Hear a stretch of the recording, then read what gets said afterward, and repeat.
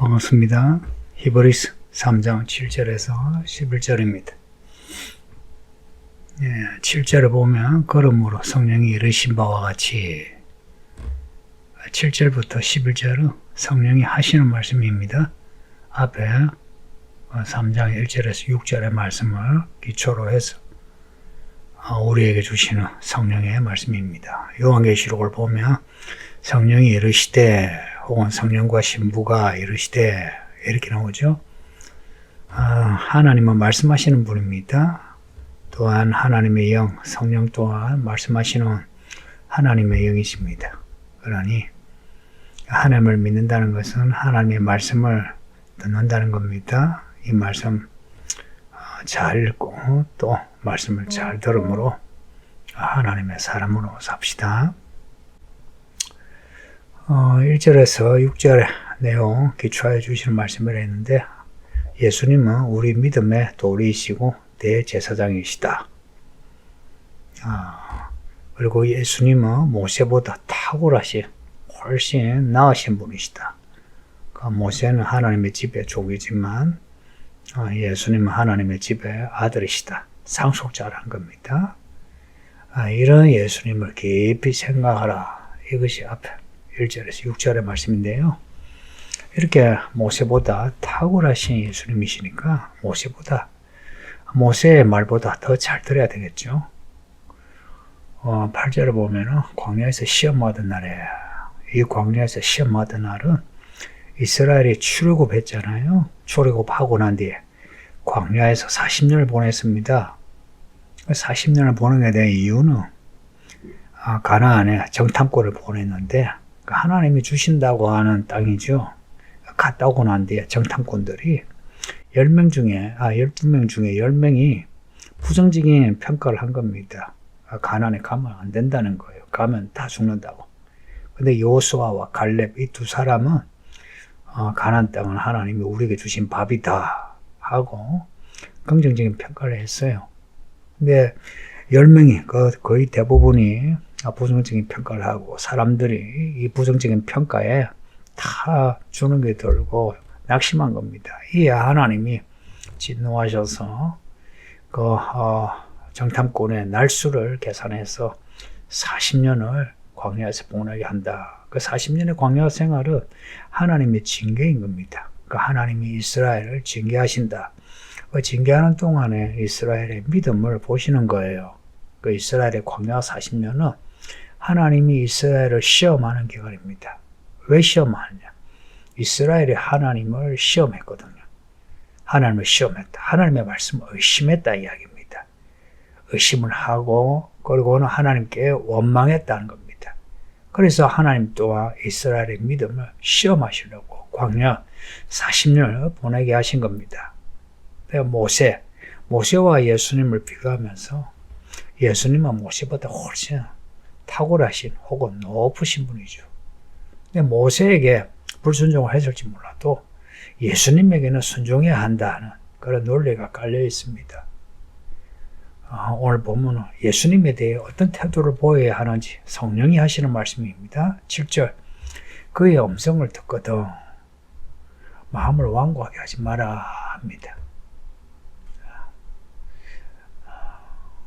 예수님이 말씀하실 때에 마음을 완고하게, 마음을 딱딱하게 하면 안 되고요. 마음을 부드럽게 가져란 겁니다.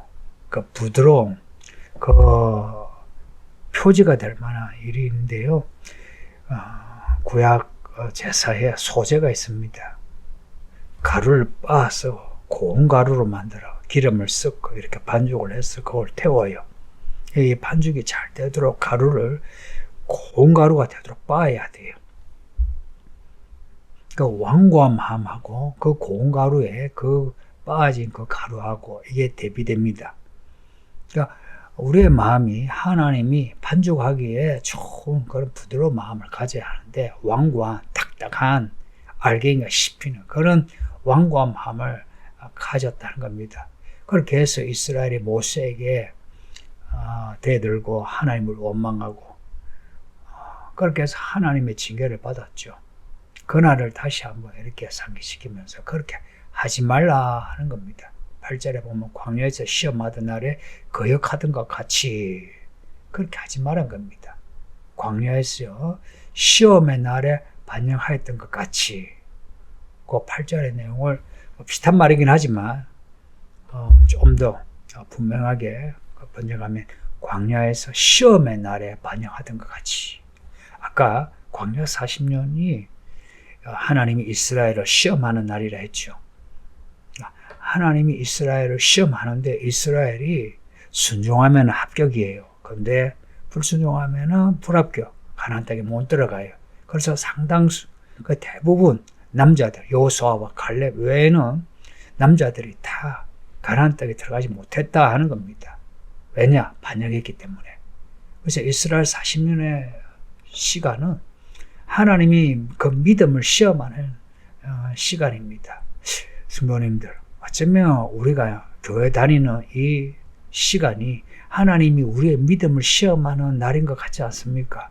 저는 자주 그런 생각합니다. 우리가 예수를 믿을 때 구원받았어요. 이스라엘에 출애굽하면서 구원받았어요. 그 구원받았음을 하나님께 찬양했잖아요. 근데 가나안 땅에 들어가는 것은 또한 믿음입니다. 우리가 구원받았지만 이 구원이 또한 구원에 이르기까지 믿음의 경주를 해야 되거든요. 그러고 보면은 우리의 인생 또한 믿음의 시험 기간입니다. 그러니 우리 인생에서 시험의 날에 반역하면은 가나안 땅에 못 들어가는 겁니다. 새 예루살렘에 들어가지 못하는 겁니다. 그래서 우리는 이스라엘의 그 출애굽, 광야 생활, 가나안 정복, 그리고 가나안 땅의 분배 이야기, 이런 이야기들을 교훈으로 혹은 반면 교훈으로 이렇게 삼고서 배울 건 배우고 하지 않을 것은 하지 않아야 하는 겁니다. 특별히 하지 않아야 될 것은 그 광야 생활 동안에 모세에게 대들어 그 딱딱한 마음을 그들이 보여줬던 거예요. 그렇게 해서 그들이 하나님의 진노를 샀던 겁니다. 9절을 보면 그렇게 40년 동안 하나님이 하시는 일을 보고도 하나님을 시험했다 하는 겁니다. 하나님이 살아계심을 보고도 하나님을 시험하는, 그 이스라엘이나 우리나 비슷하지 않습니까? 사실 우리 중에 대부분은 하나님의 은혜를 체험했어요. 그럼에도 또 하나님을 의심하고 낙심하고 교회 생활이 기복이 있는 분들이 있죠. 그 이스라엘과 우리와 뭐가 다릅니까? 하나님의 은혜를 경험하고도.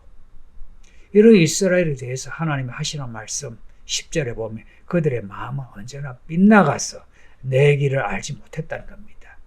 마음이 언제나 빗나가다. 그 죄라는 말 히브리어가 그 여러 가지 의미가 있는데 하나가요, 화살을 쏘았는데 관역에서 벗어났다, 빗나가다는 겁니다. 그 마음이 하나님에게서 빗나면은 죄를 짓습니다. 그리고 그 마음은 악해지고요.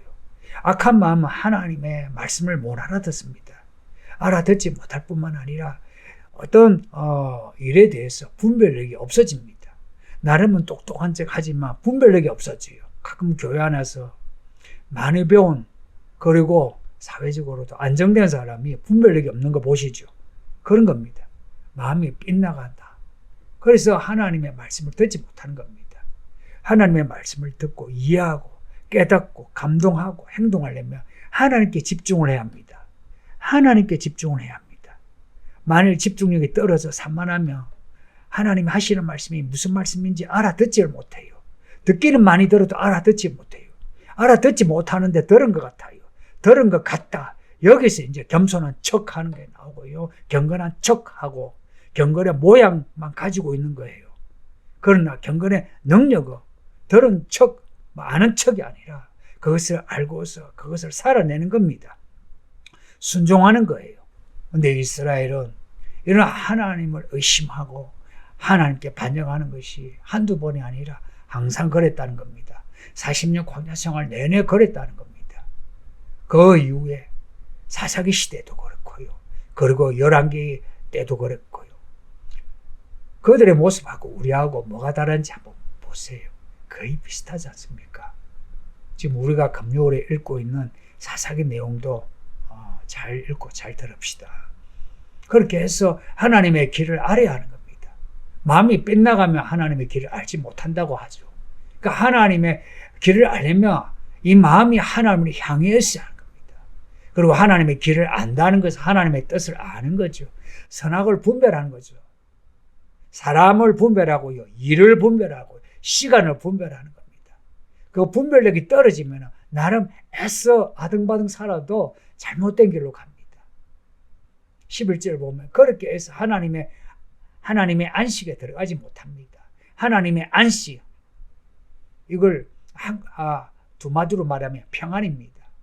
교회를 다녀도 평안하지 못한 사람이 많거든요.